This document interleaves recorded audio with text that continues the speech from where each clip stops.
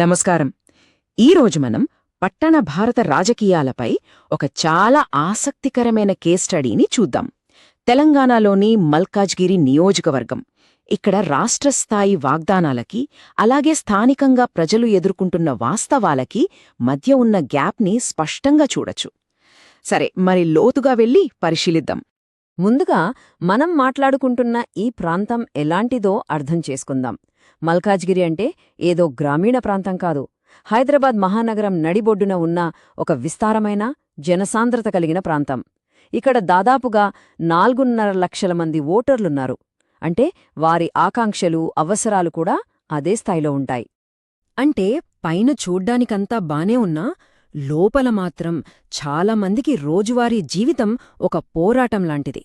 కనీస అవసరాల కోసం, ప్రాథమిక సేవల కోసం ప్రతిరోజూ పోరాడాల్సొస్తోంది. సరిగ్గా ఈ సమస్యలే ఇక్కడి రాజకీయ ఫలితాలను శాసిస్తున్నాయి. ఇప్పుడు ఈ స్లైడ్లో ఉన్నవి కేవలం చిన్న చిన్న కంప్లైంట్స్ కాదు. ఆలోచించండి, మల్లికార్జున నగర్ లాంటి చోట 3-4 రోజులకొకసారి నీళ్లొస్తే ఎలా ఉంటుంది? తూర్పు ఆనంద్బాగ్లో ప్రతి వానాకాలం ఇళ్లలోకి నీళ్లొస్తే ఆ బాధ ఎలా ఉంటుంది?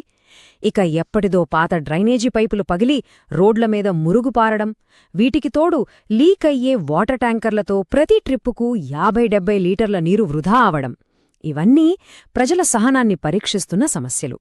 సరే, మరి ఇంత ఫ్రస్ట్రేషన్, ఇంత అసంతృప్తి ఎన్నికల రోజున ఏమైంది? ప్రజల తమ ఓటుతో ఏం చెప్పారు? ఆ బ్యాలెట్ బాక్సులో వారి తీర్పు ఎలా కనిపించింది? దాన్ని ఇప్పుడు మనం లోతుగా చూద్దాం. ఈరోజు మన విశ్లేషణలో మనం 5 ముఖ్యమైన అంశాలను పరిశీలించబోతున్నాం.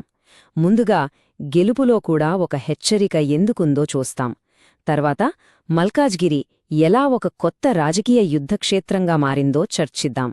ఆ తర్వాత ఇక్కడున్న అసలైన సంక్షేమ వైరుధ్యాన్ని అర్థం చేసుకుందాం. ఫలితం వెనుకొన్న కారణాలను విశ్లేషించి చివరిగా భవిష్యత్తు కోసం ఎలాంటి బ్లూప్రింట్ అవసరమో చూద్దాం. సరే, మొదటి పాయింట్తో మొదలుపెడదాం. హెచ్చరికతో కూడిన విజయం. అంటే అధికార బీఆర్ఎస్ పార్టీ గెలిచినా ఆ సంఖ్యల వెనుక కథ వేరే ఉంది. అది కాస్త ఆందోళన కలిగించే విషయమే. అదేంటో చూద్దాం. ఈ బార్ చార్ట్ చూడండి, విషయం చాలా స్పష్టంగా ఉంది కదా. 2018లో దాదాపు 74,000 ఓట్ల భారీ మెజారిటీ ఉంది. కానీ 2023కొచ్చేసరికి అది 50,000 లోపలికి వచ్చేసింది. అంటే గెలిచారు, కాని ఆ గెలుపులో మునుపటి బలం లేదు. ఇది ఖచ్చితంగా ప్రభుత్వ వ్యతిరేకత పెరుగుతోందనడానికి ఒక పెద్ద సంకేతం. ఇంకా చెప్పాలంటే ఓట్ల శాతంలో కూడా పెద్ద తగ్గుదల ఉంది. మొత్తం మీద 8.4% ఓటు షేర్ కోల్పోయారు. ఇది చిన్న విషయం కాదు. అంటే ప్రజలు ఇచ్చిన తీర్పులో బలం తగ్గిందన్నమాట. ఇప్పుడు రెండో పాయింట్కొద్దాం. ఇక్కడ కేవలం ఓట్లు తగ్గడమే జరగలేదు. అసలు మల్కాజ్గిరి రాజకీయ స్వరూపమే ప్రాథమికంగా మారిపోయింది. ఒక కొత్త యుద్ధక్షేత్రం తయారైంది. ఈ డోనట్ చార్ట్ చూస్తే మనకు మొత్తం కథ అర్థమవుతుంది. ఇంతకుముందు పోటీ ప్రధానంగా 2 పార్టీల మధ్య ఉండేది. కాని ఇప్పుడు చూడండి, బీఆర్ఎస్, కాంగ్రెస్, బీజేపీ ఇలా ముగ్గురి మధ్య ఓట్లు చీలిపోయాయి. ఇది ఒక ట్రయాంగిల్ ఫైట్గా, అంటే ముక్కోణపు పోటీగా మారింది. ఇక్కడే మన విశ్లేషణలో అత్యంత కీలకమైన పాయింట్కి వస్తున్నాం. అదే సంక్షేమ వైరుధ్యం.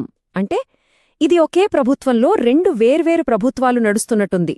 ఒకటి రాష్ట్రస్థాయిలో అద్భుతంగా పనిచేస్తూ, మరొకటి స్థానిక స్థాయిలో కనీస సేవలు కూడా అందించలేకపోవడం. ఇది చాలా ఆసక్తికరమైన విషయం. ఒకవైపు చూస్తే దళిత బంధు, గృహలక్ష్మి లాంటి పథకాలు చాలా బాగా పనిచేశాయి, ప్రజల దగ్గరికి వెళ్లాయి, ప్రభుత్వానికి మంచి పేరు తెచ్చాయి. కాని అదే సమయంలో మరోవైపు కనీస అవసరాలు అంటే తాగే నీళ్లు, డ్రైనేజీ లాంటివి అందించడంలో మాత్రం స్థానిక యంత్రాంగం విఫలమైంది. ఇదే అసలైన వైరుధ్యం. ఈ ఒక్క వాక్యం మొత్తం పరిస్థితిని మనకు చూపిస్తోంది. సంక్షేమం ఓట్లు తెచ్చిపెట్టింది, కాని స్థానిక సమస్యల మీద నిర్లక్ష్యం మద్దతును దూరం చేసింది. ఇది ఆలోచించాల్సిన విషయం. ఓకే, ఇప్పటిదాకా మనం నంబర్స్ చూశాం, పైపైన కారణాలు చూశాం. కాని అసలు ఈ ఫలితం వెనుక ఉన్న వ్యవస్థలు ఎలా పనిచేశాయి, సిస్టమ్స్లో లోపమెక్కడుంది, దాన్ని ఇప్పుడు కొంచెం విడమర్చి చూద్దాం. సో దీన్ని మనం 3 వ్యవస్థలుగా చూడొచ్చు. ఒకటి సంక్షేమ పథకాల పంపిణీ వ్యవస్థ. ఇది బలంగా పనిచేసింది, సక్సెస్. 2 మున్సిపల్ ఫిర్యాదుల పరిష్కార వ్యవస్థ. ఇది పూర్తిగా విఫలమైంది. ఇక మూడోది పార్టీ ఐక్యత వ్యవస్థ. కొంతమంది నాయకులు బయటికి వెళ్లటం, విభేదాలు బయటపడటంతో ఈ సిస్టంలో కూడా పగుళ్లొచ్చాయి. ఈ మూడింటి ప్రభావమే మనం చూసిన ఫలితం. సరే, సమస్యను విశ్లేషించాం. కాని పరిష్కారమేంటి? ఈ నివేదికలో ఒక చాలా ఆసక్తికరమైన వ్యూహాత్మక పరిష్కారాన్ని ప్రతిపాదించారు. దాని గురించి ఇప్పుడు మాట్లాడుకుందాం. దీన్నే చతుర్ముఖ సిద్ధాంతం అంటున్నారు. ఇది చాలా సృజనాత్మకంగా ఉంది. 4 అంశాల మీద దృష్టి పెట్టాలి. 1. శివుడిలాగా పార్టీ కేడర్ మధ్య ఉన్న సమస్యల్ని పరిష్కరించి అందరినీ ఏకం చెయ్యాలి. 2. విష్ణువులాగా జనంలోకి వెళ్లిన మంచి పథకాలని కాపాడుకోవాలి. 3.